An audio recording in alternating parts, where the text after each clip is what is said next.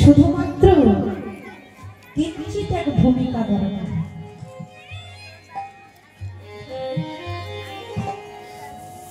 প্রেমের পুতুলি বললেন কেন? যার সর্বাঙ্গ প্রেমে বড় বড়, যাকে দর্শন করে এমন কোন ভক্ত নেই যে তাকে ভালোবাসেনি। তাকে দর্শন করে এমন কেউ নেই যে তার প্রেমে পড়ে। সেইখানে না জাতি কুল মানের বিচার, না বয়সের বিচার, না ধনী দারিদ্রতার বিচার, সর্বময় প্রেম পরিপূর্ণ।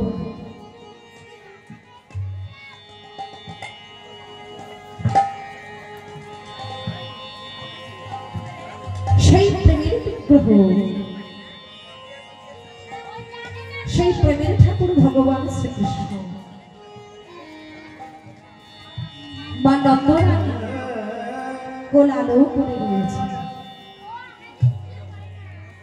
যেই মা নন্দরানী ভগবানকে দর্শন করা মাত্রই বাৎসল্য প্রেমে মোহিত হয়ে যায়।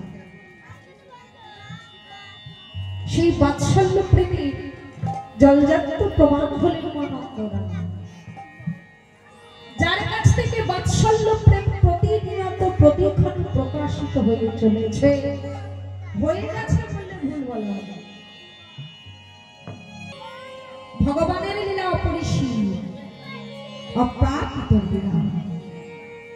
যেই লীলা নিতুই নিতুই ভাবে ভগবান আস্বাদন করছে এবং ভক্তরা ভগবানের চরণ স্মরণ করে নিতুই নিতুই ভাবে আস্বাদন করে চলেছে।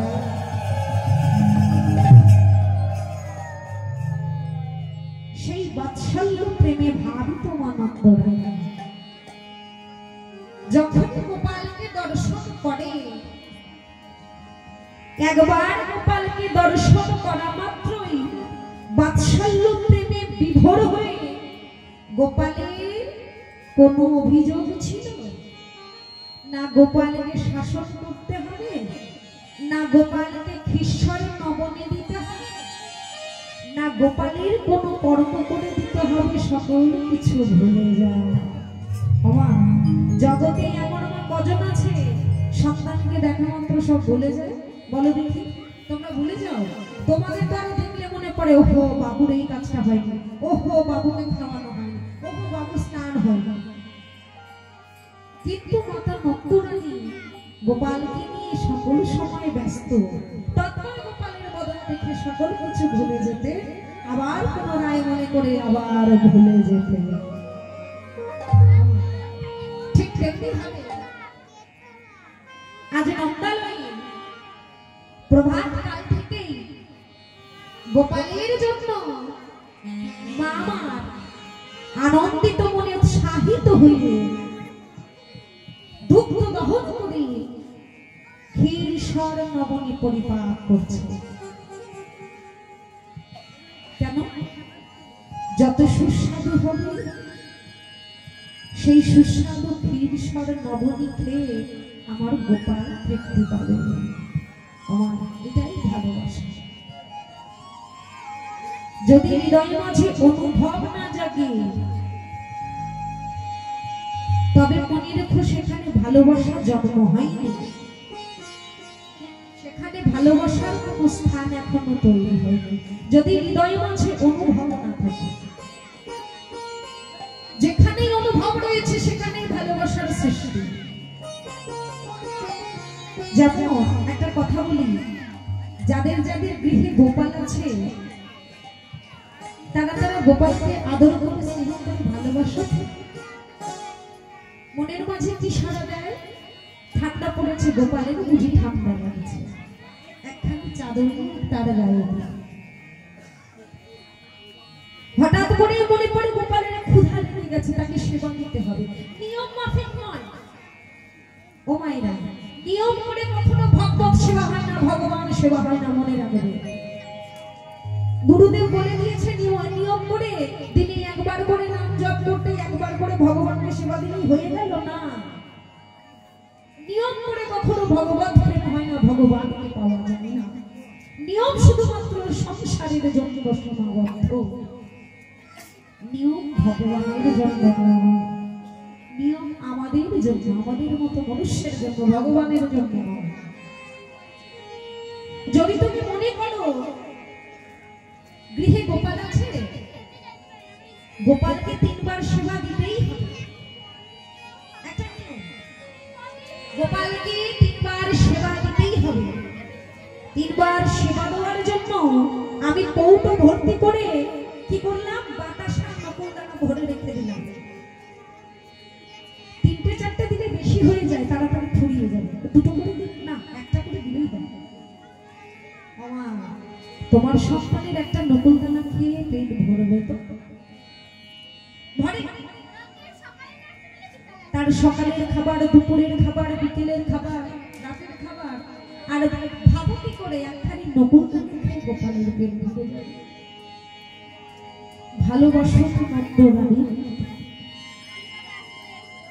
দেখবে ভগবানকে ডাকার প্রয়োজন হবে। ভগবানের নিজে এসে তোমার হৃদ মন্দির প্রাঙ্গণে বসে রয়েছে। মনে করলাম 3 বার সেবা দিতে হবে, নকুলদানা বাতাসা বেঁধে রেখে দিলাম, 3 বার 3টে বাতাসা, বা একটা বাতাসা ভেঙে ভেঙে 3টে টুকরো করে একটা বাতাসা দিয়ে দিন পার হয়ে গেল। আগেই বলেছি কখনো নিয়ম করে ভগবানকে পাওয়া যায় না। একটা কথা বলি না আমরা, ভক্তিতেই মুক্তি তর্কে বহুদূর। হৃদয় মাঝে যদি ভক্তি থাকে, প্রেম থাকবে, প্রেম থাকলে অনুভব থাকবে। যেমনি ভাবে নিজের সন্তানকে ভালোবেসে লালন পালন করে চলেছে, ঠিক তেমনি ভাবে গৃহের এই ছোট্ট গোপাল যেমনি ভাবে ভালোবাসার মাতা মন্ত্র,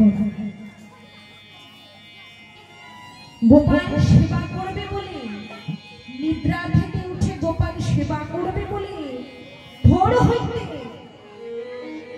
নন্দ মহারাজকে দিয়ে দুগ্ধ দহন করে নিয়ে আনে। অন্য কারো হাতে ছাড়ে না। কেন?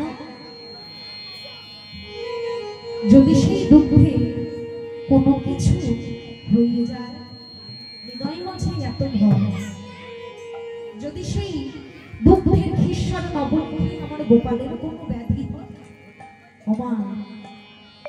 যে জগতের সকল ব্যাধি হরণ করে তারা ওর কোনো ব্যাধি।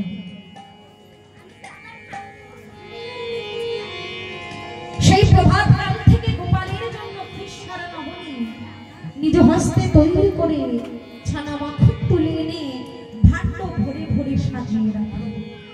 কখন গোপাল এসে একটি ভাণ্ড ভেঙে সেই নদী সেবা করে দেয়, সেই আশাতে বসে থাকে। কখনো গোপাল এসেই বলবে মা ক্ষুধা লেগেছে, তখন তার বড়কুটে ভরে ভরে আমি খিস্সার নবনী তার হাতে তুলে দিতে পারবো।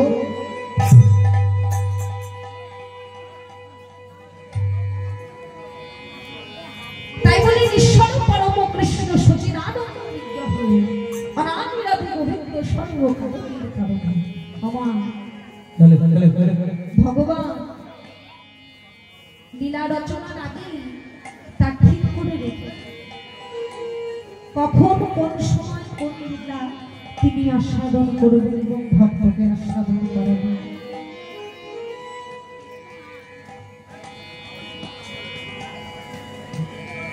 ঠিক তেমনি ভাবে প্রভাতকালে আজ সেই নন্দালয় প্রাণীর গোপাল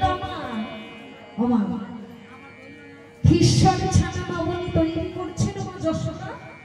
সেখানে চঞ্চল গতিতে গিয়ে সেই দুপুর পড়ে রয়েছেন সেই চরণে, ছুটতে ছুটতে ছুটতে গিয়ে মাকে জড়িয়ে ধরেছেন।